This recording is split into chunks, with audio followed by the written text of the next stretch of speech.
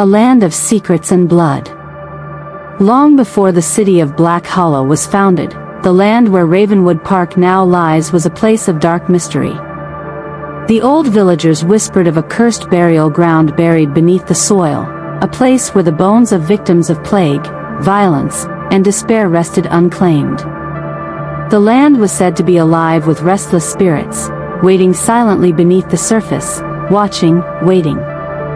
In the early 1800s, a series of tragedies unfolded: strange disappearances, unexplained deaths, and ghostly sightings. The land was considered cursed, haunted by the souls of those who had died violently or painfully. When the city planners decided to build a park in the 1920s, they ignored the warnings and built upon the cursed ground. The construction was plagued with accidents. Machinery malfunctioned, workers fell ill, and some simply vanished without explanation. One night, a young girl named Lucy was playing near the edge of the construction site, her laughter echoing through the darkness. She was seen running into the woods, chasing a strange, glowing light. She disappeared, leaving behind only her small, muddy footprints leading into the shadows. Her disappearance marked the beginning of the park's dark reputation. Rumors spread that her spirit was still trapped, wandering the cursed woods, crying out for help. But no one dared to venture deep into the park after sunset. Over the decades, the park became a place of death and despair. During the 1930s, a series of brutal murders shocked the town, victims found mutilated near the lake, their bodies drained of blood. The police never caught the killer, but many believed the murders were linked to the cursed land itself. In particular, the lake where Lucy vanished grew infamous. Locals whispered that her spirit was bound to the water, her ghostly form seen drifting beneath the surface, her eyes glowing like dying embers. Many who dared approach the lake at night reported feeling icy cold hands gripping their ankles, pulling them into the depths. In the 1940s, a man named Edward drowned himself near the lake, his body found floating grotesquely face down, eyes staring blankly. Since then, his restless spirit was said to haunt the shoreline, his ghostly figure appearing during foggy nights, trembling and clutching a spectral lantern.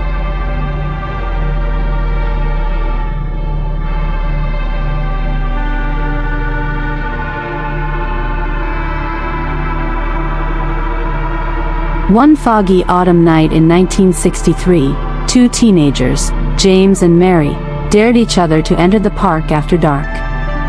As they neared the lake, they saw a faint glow, a white figure drifting across the water. It was Emily, an apparition of a girl dressed in a flowing white gown, her hair long and tangled. Her face was gaunt, her eyes hollow yet glowing, her presence ethereal and terrifying. James, frozen with fear, watched as Emily's ghostly form floated closer, her arms reaching out as if trying to pull him into the water. The air grew icy, and his breath turned to mist. Suddenly, Emily's face twisted into a scream of agony, and she vanished beneath the rippling surface. Mary screamed and ran, but James was transfixed, trembling. When they finally fled the park, James swore he saw Emily's face staring up from the water, her eyes pleading for help. Years later, in the late 1970s, a team of paranormal investigators attempted to document the spirits of Ravenwood Park. Their recordings captured strange noises, disembodied voices whispering in languages long dead, children's laughter echoing in the night. They reported seeing shadow figures darting between the trees, and ghostly hands reaching from the darkness. One investigator, David, ventured into the woods alone at midnight, guided by the flickering light of his camera. Deep in the forest, he encountered a figure, a woman dressed in white, her face obscured by long, tangled hair. She beckoned him to follow, her voice a whisper like the wind. "Help me. I've been waiting so long." Terrified, David tried to retreat, but the woman's form dissolved into a mist that enveloped him, seeping into his skin. He screamed as the cold overtook him, and the next morning, His body was found sprawled at the edge of the woods, eyes wide with terror. In 1984, I, Thomas Carter, moved to Black Hollow seeking solitude and answers. Drawn by stories of the cursed park, I began exploring its depths, documenting every encounter. I thought I was prepared for what I might find, until that night. I arrived at Ravenwood Park on October 31st, just before midnight. The fog was thick, swirling around the skeletal trees like a living thing. I carried my lantern, camera, and a notebook, determined to uncover the truth. I began my walk near the old, abandoned entrance, passing the rusted gates and broken benches. The air was heavy with silence, broken only by the distant hoot of an owl. As I approached the lake, I felt a sudden, overwhelming cold, a sensation like icy fingers wrapping around my heart. Then I saw her. The white figure. She drifted just above the water, her hair flowing like tendrils of mist, her gown shimmering with an unnatural glow. Her face was skeletal, eyes hollow and black, yet they glowed with a faint, terrible light. She floated toward me, silent, her presence radiating pure despair.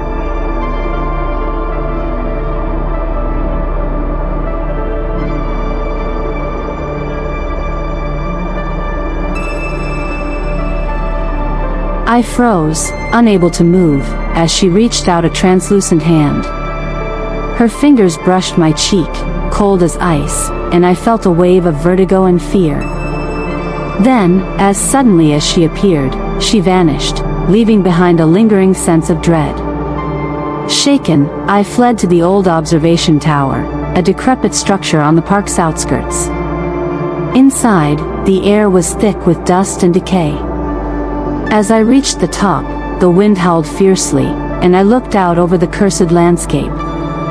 Suddenly, a figure emerged from the shadows, an old man dressed in tattered clothes, his face pale and his eyes burning with a malevolent glow. He moved toward me with slow, deliberate steps, a sinister smile twisting his ghostly face. I tried to scream, but my voice was lost in the howling wind. The figure whispered in a voice like 1,000 whispers combined. "You shouldn't be here, they are still waiting." I stumbled back, falling to my knees, and he dissolved into the darkness. The wind carried a faint, ghostly laughter that echoed in my ears. Over the following nights, I kept hearing the soft, mournful cry of a girl. One night, I followed her voice to the lakeshore. There, I saw her, Emily's ghostly form, sitting on the muddy bank, her head bowed. When she looked up, her face was a mask of agony, her eyes glowing, her voice a whisper. "Help me. I am still here. I cannot leave." I reached out, trembling, as she floated closer, her form flickering like a dying flame. Her voice grew louder, more desperate. "They took me, they won't let me go. Please, help me." Suddenly, the sky darkened, and the water churned violently. The shadowy figure from the lake's depths reappeared, towering and monstrous, a mass of bones and glowing eyes, feeding on Emily's pain, her very essence. In my desperation, I sought answers. I found an old, dusty book in a forgotten corner of the town library, Margaret's diary. It detailed a ritual to release trapped spirits, but warned that such forces were dangerous and unpredictable. On a stormy night, I returned to the lake, carrying candles, relics, and the ancient incantation. As I began to recite, the spirits emerged en masse, children, lovers, innocents, all caught in the curse's grip. Their faces twisted with agony, reaching out for salvation. The dark entity roared, trying to hold on to its prey, but I persisted. The air grew thick with despair and rage. Emily's face appeared among the spirits, her eyes shining with hope. I finished the ritual, and the entity shrieked, dissolving into mist and shadows.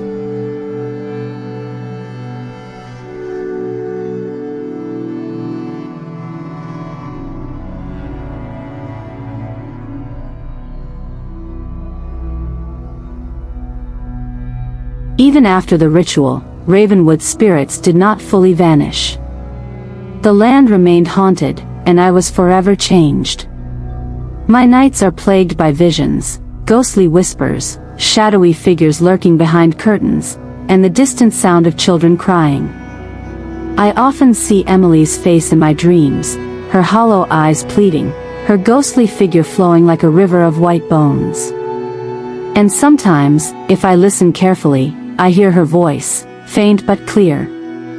"Thank you, but I am still trapped. Others are still waiting." Now, I tell you this story, not just to recount my experiences but to warn you. Ravenwood Park is a cursed place, a portal to a realm of shadows and lost souls. The spirits are restless, their pain unending. They seek recognition, release, and justice. If you ever find yourself near Black Hollow's forgotten park, heed these warnings. Do not venture into the woods after dark.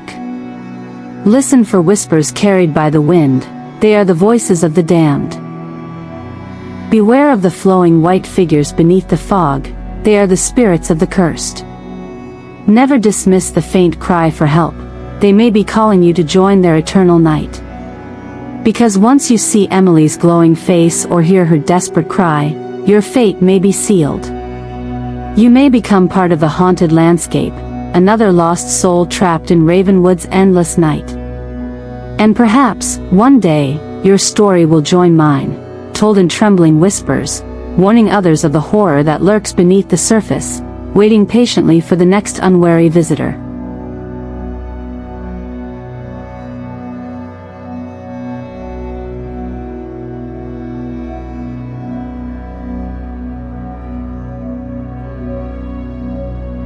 As I continued my investigations into Ravenwood Park, I uncovered more about its sinister past, more about the spirits that haunted its cursed grounds.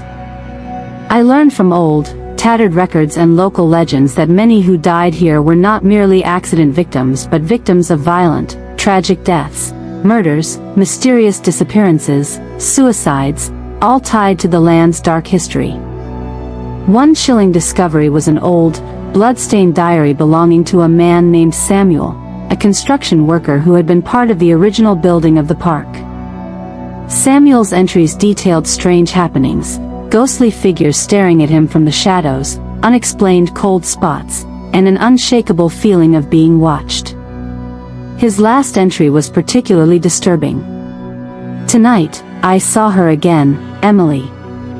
She's not alone. There are others. Spirits I cannot see clearly, but I feel their eyes. They are waiting, for what, I do not know. I fear I will not see dawn." The next morning, Samuel's body was found sprawled in the woods, blood pooling from a deep gash on his wrist, an apparent suicide, but whispers say he was driven mad by what he saw. One night, driven by curiosity and dread, I ventured into the deepest part of the forest behind the park, an area known as the Forest of Echoes. It was said to be where the spirits gathered, their voices echoing endlessly in the darkness. I entered with a flashlight, my heartbeat pounding in my ears. The trees here were ancient, their gnarled branches twisting like skeletal fingers. As I moved deeper, I began to hear whispers, indistinct, overlapping voices calling my name, warning, pleading, crying. Suddenly, I saw her again, Emily, floating between the trees. Her face was even more terrifying up close, her eyes black voids, her mouth twisted in an agonized scream. The air grew thick with a foul stench, as if death itself filled the space. Then, from the shadows, emerged the figure of the keeper, a monstrous ghostly entity that seemed to control the spirits. It was a towering, skeletal creature with bones flowing like white smoke, its eyes burning with malevolent intelligence. It spoke in a voice that resonated through my mind. "You seek the truth, but the truth is a curse. Leave now, or join the others in eternal darkness." I tried to run, but the forest warped around me, branches grasped at my clothes, and the whispers turned into shrill screams. I managed to break free and stumble out, gasping for air.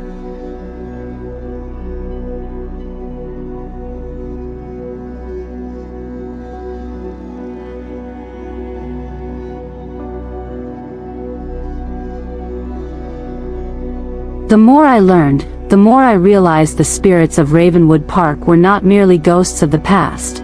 They were entities feeding on human suffering, trapped in an endless cycle of torment. They haunted the land, waiting for new victims, people who dared to enter their domain. One night, I met Mrs. Langley, an elderly woman who had been living in Black Hollow her entire life. She warned me of the silent witnesses, spirits who could not speak but could only watch and feel. She said they were the spirits of those who had been murdered here, silent witnesses to their own suffering. She took me to an old, forgotten corner of the park, a place called the Hollow, where the ground seemed darker and colder than anywhere else. There, beneath a fallen tree, I found a small, bone fragment, possibly a finger or toe, belonging to one of the murdered victims. The fragment was icy cold despite the warmth of the day. Suddenly, I felt a presence.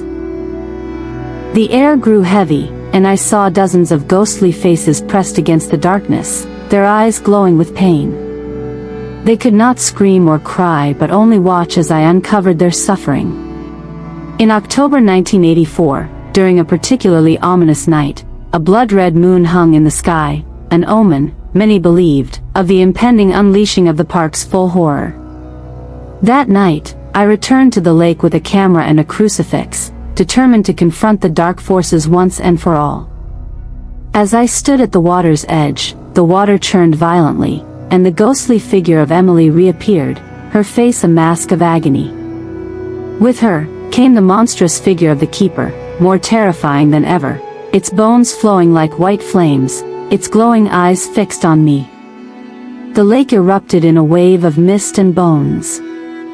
From the depths, the spirits of murdered children, lovers, and innocents emerged, an army of the damned.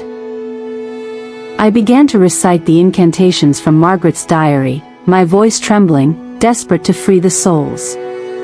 The spirits responded, swirling around me, their faces a mixture of suffering and hope.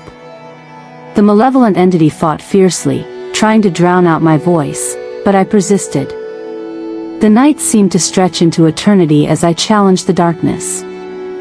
Finally, with a deafening roar, the creature dissolved into a cloud of mist, and the spirits, finally released, vanished into the night, except for Emily.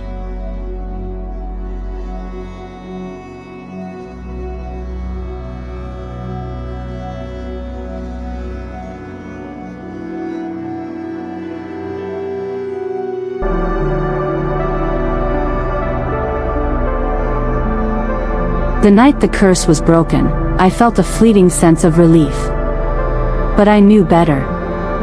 The land was not truly free of darkness. Shadows still lurked, waiting for their next chance to strike. That very night, I experienced the most horrifying encounter of all. I was awakened, not by my own fears this time, but by the sensation that I was not alone.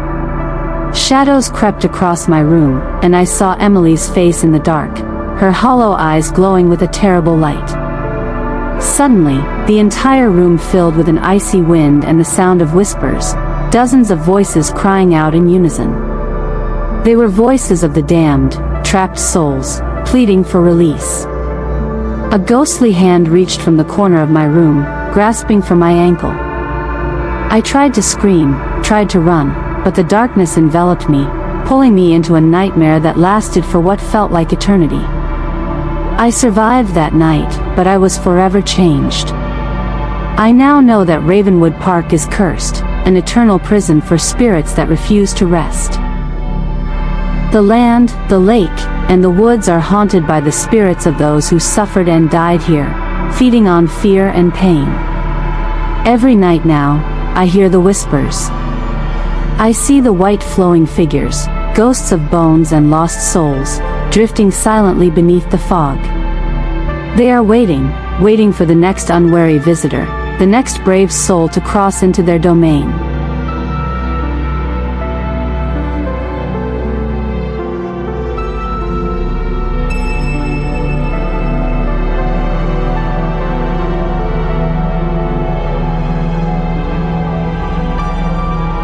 beneath the cursed earth of Ravenwood Park lies an ancient, dark secret, a subterranean network of tunnels and catacombs. These tunnels are remnants of old burial sites, long forgotten, and disturbed during the park's construction. It is said that the spirits of those buried there were awakened, their restless energies seeping into the very soil, infecting everything above. In 1983, a team of teenagers dared to explore these tunnels, whispering of ghostly voices and haunted bones. As they descended into the darkness, they encountered horrors beyond imagining, grotesque, skeletal figures with hollow eye sockets, their bones rattling as they clawed at the walls, trying to drag the living into their eternal prison. One boy, Michael, was the first to scream. His voice echoed through the tunnels as skeletal hands grabbed him, dragging him into the darkness. His screams were silenced abruptly, but his voice lingered in the air. An unearthly wail that haunted anyone who dared approach again. Years later, I uncovered evidence of what lay beneath the park. Deep in the underground chambers, I found a mound of bones, thousands of them, clustering in the dirt like a macabre mosaic. Some skulls bore fractured, shattered faces, as if they had been crushed or torn apart. Among the bones, I found remnants of clothing, jewelry, and small trinkets, items that belonged to the victims, including Emily.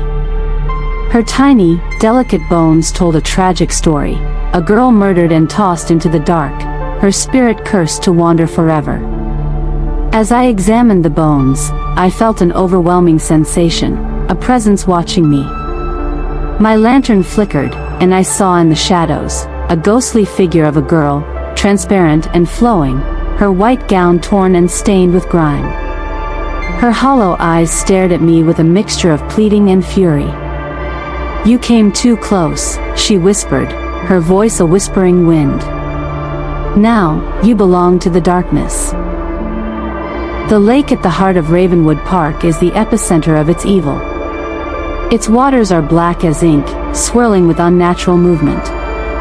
When the moon is full, the surface ripples with ghostly faces, mournful, crying, begging for release. One night, I stood at the water's edge and saw Emily's apparition again, her body glowing with an unearthly white light. But this time, she was joined by others, ghostly figures of children, lovers, and victims, each drowning in despair. Suddenly, the water erupted in a wave of bones and swirling mist. From the depths emerged a colossal, skeletal creature, the Bone King, a monstrous entity made of countless bones fused together, with glowing eyes of fire.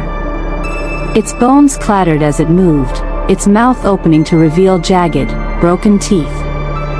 It's said that the Bone King is the guardian of the cursed ground, feeding on the suffering of the trapped spirits, growing stronger with each soul it claims. Its presence is a bone-chilling reminder that the curse is eternal.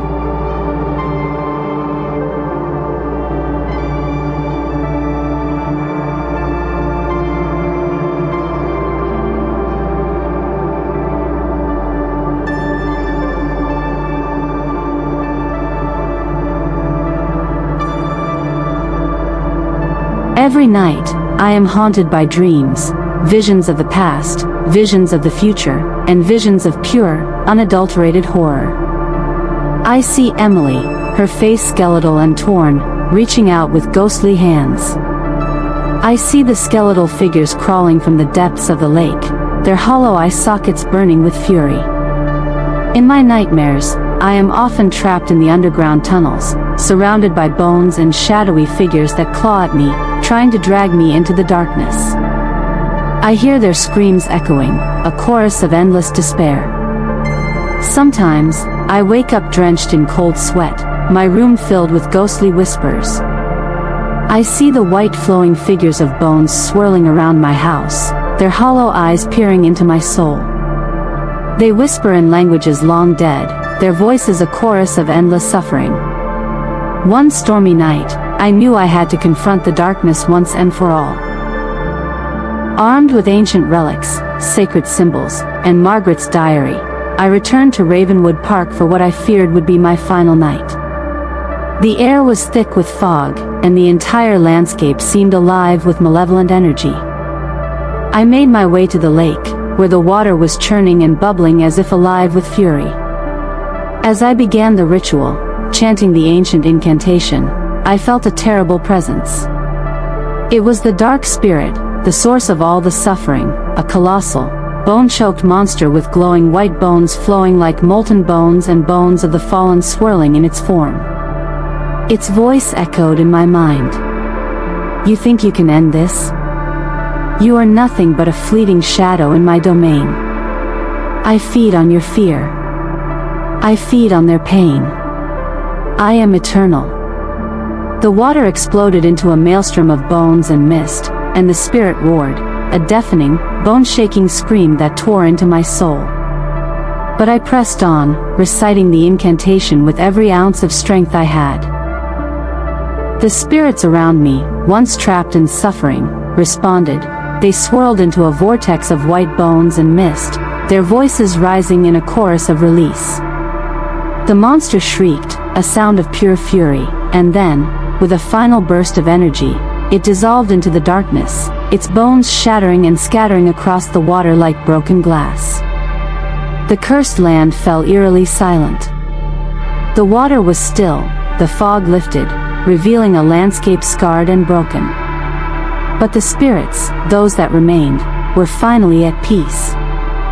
Emily's ghostly form appeared one last time, her face serene, her hollow eyes filled with gratitude.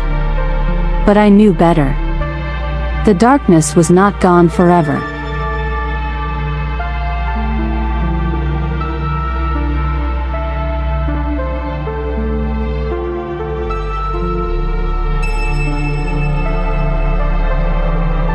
In the days that followed, I found myself haunted even more intensely.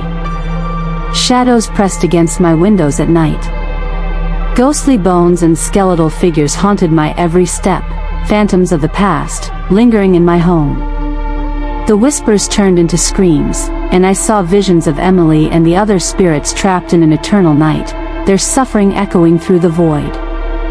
One night, I awoke to find my entire room filled with ghostly, flowing bones, skeletal figures swirling in a vortex of white mist. They moved with a terrible purpose, reaching out with bony fingers, trying to drag me into their realm. I realized that the curse of Ravenwood was not merely an ancient legend, this was an ongoing nightmare. The land, the lake, and the tunnels beneath were still alive with death, suffering, and darkness. A final warning, the eternal night awaits. Listen carefully now. If you ever wander near Ravenwood Park at night, beware the white, flowing spirits that drift like bones through the fog. Do not trust the whispers, they are the voices of the damned, calling for help, calling for your soul. Do not stare into the water during a foggy night, the spirits of the drowned are waiting to pull you in. Do not dismiss the faint, desperate cries, you may be the next to become a lost soul in the endless night. Because once you see Emily's skeletal face, her hollow eyes glowing with despair, or hear her final, chilling cry, you will never escape. Their suffering is endless, their curse unbreakable, and their hunger for new souls eternal. The nightmares never end. Even now, in my quiet moments, I see the bones swirling around me, hear the whispers in the darkness, and feel the icy touch of spirits reaching from the void. Ravenwood Park is a place of eternal night, where the dead wander forever, and the living are merely passing shadows. And so I warn you. Do not go near Ravenwood Park after dark. Because once the white bones and glowing spirits see you, your fate is sealed, and your story will become one more whisper in the endless night.